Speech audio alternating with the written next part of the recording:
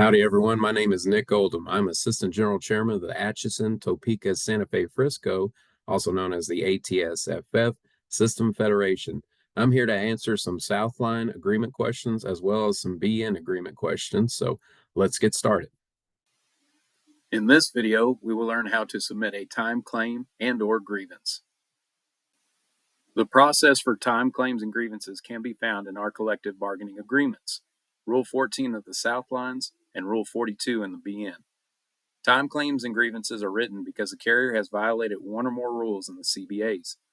Time claims normally consist of the organization requesting payment to a claimant that has suffered a monetary loss, whereas a grievance is a request to change behavior or violations that do not have monetary loss but need corrective action taken.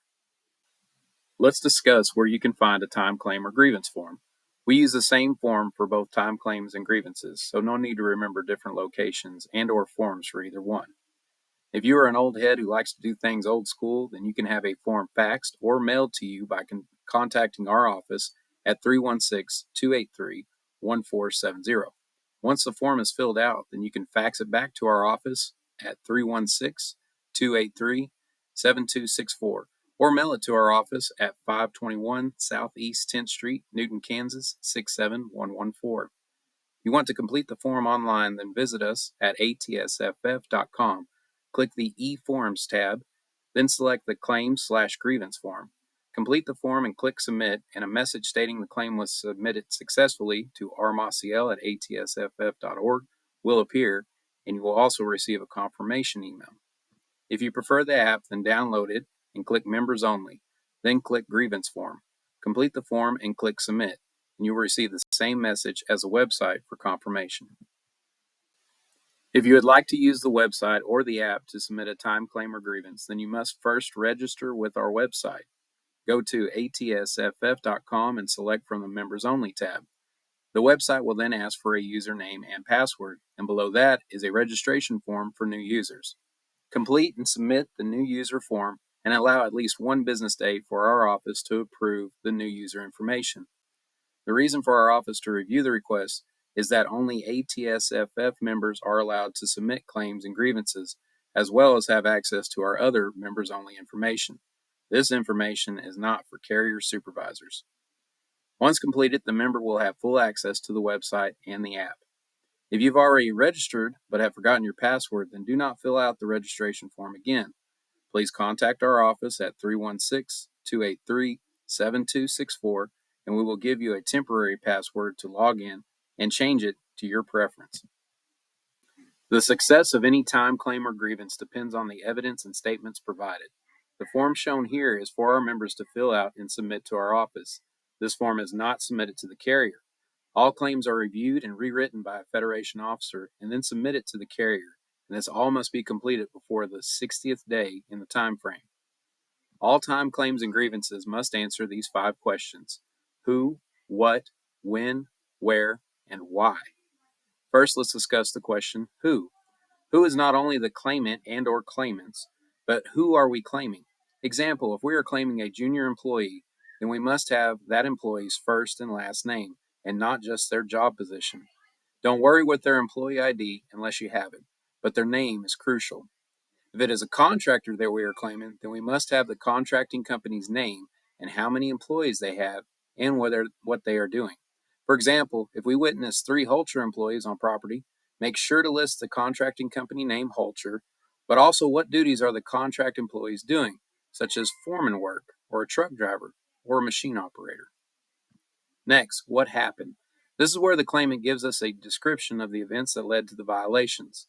This story does not necessarily need a tremendous amount of detail, but enough pertinent information so that the officer who reviews it understands the violation or grievance. When the violation occurred is imperative information, mostly because the first day of the violation starts our 60-day clock. We do not meet this time frame, then the claim will fail. We can also add evidence later, if need be, but we cannot correct the time limits. So submit the claim as soon as possible and gather information later if needed.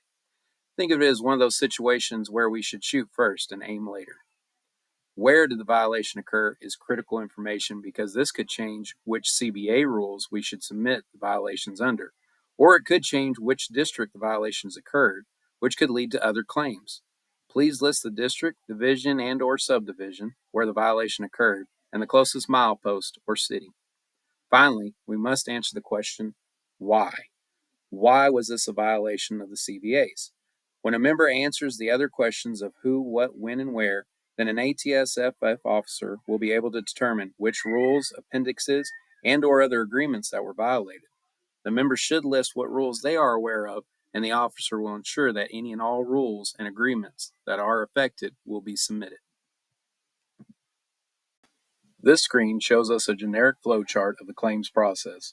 This chart represents what is written in Rules 14 of the Southline CBA and Rule 42 of the BN CBA. It begins with the most important step, which of course is the first day of the violation. This is when members in the field witness a violation. The member then collects as much information as they can, and then they submit the claim to our office. Remember that the first day of the violation begins the first 60-day time frame. Before this time frame ends, the claim has to be reported by the field to our office, then it is assigned to an officer who then makes a final draft of the claim, and then it is submitted to the carrier. Once the carrier, or more specifically the Labor Relations Department, receives the claim, then they are allowed 60 days to review and research the claim. At this point, the carrier can settle the claim, or they can deny the claim, and that completes the first level. If the claim is settled, then the carrier agrees to the remedy in the claim, whether by paying a monetary loss, or correcting behavior, or ending the violation, depending on what was requested in the claim. If the claim is denied, then the carrier sends our office a declination letter, and that begins another 60-day time frame. This is called the appeal portion of the claims process. This is when our organization can add evidence or statements, as we discussed earlier, and perhaps explain our claim better if needed. The officer then sends the appeal letter to the carrier. Once the appeal letter is received by the carrier, another 60-day time frame begins, and the carrier has a second opportunity to review the claim and decide whether to settle or deny the claim, and this completes the second level of the process. If the carrier decides once again to deny the claim, then they must send another declination letter, but instead of another 60-day time frame, the claim is now given a 9-month time frame. This added time is for the claim to be sent to the arbitration office, but let me explain a few more steps before we go to that. Once we receive the second declination letter from the carrier, we then request a conference meeting with the carrier. This is where the officer assigned to the claim will hold a meeting with Labor Relations to discuss how to settle the claim before the arbitration portion of the process. This is the third opportunity the carrier has to settle or deny the claim. If the claim is denied a third time by the carrier, then the organization can now progress the claim to arbitration. Basically, what that means is the organization can now present the claim to a third party for their decision. When sending a claim to arbitration, the organization writes what is called an affirm letter, and once again, we can add evidence or statements as needed, and then send this letter to an arbitrator. There are too many different avenues that a claim could take in the arbitration portion of the claim process for me to discuss on this video. However, all claims have the same basic process. Once submitted to arbitration, the claim then has to wait for federal funding. This is why it takes so long for claims to return from arbitration. Once funding is approved, then the claim is assigned to an arbitrator and waits in line for the arbitrator to review.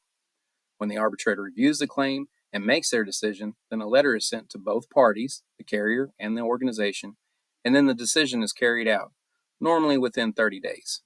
These decisions, also referred to as awards, from the arbitrator are binding, which means it ends the dispute between the two parties and both parties are legally bound to the award. This flowchart is available at our website for anyone who would like to learn more about the claims process. If you would like more information about our union, please join us on our website or app, ATSFF. You can also find our page on Facebook at AT_SFF System Federation.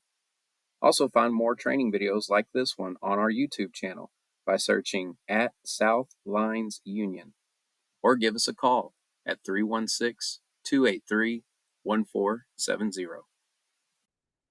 Thank you for taking the time today to educate yourself on our agreements. Knowledge is power, and the strength of our union begins with educating our membership. Please share these videos with other members, and if you have any questions, please contact us.